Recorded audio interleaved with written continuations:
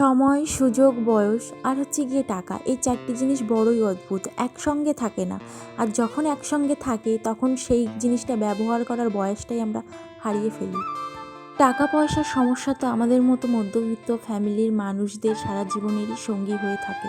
তবুও তার মধ্যে দিয়ে সময় বেরো করে স্বামী স্ত্রীরা একসঙ্গে কিছুটা টাইম বাইরে কাটানো উচিত। এই সংসারের চক্রে সারা জীবনই কেটে যাবে, কিন্তু তোমাদের যে বয়সটা ঘোরার সেটা কোন ফাঁকে হারিয়ে যাবে বুঝতেই পারবে না।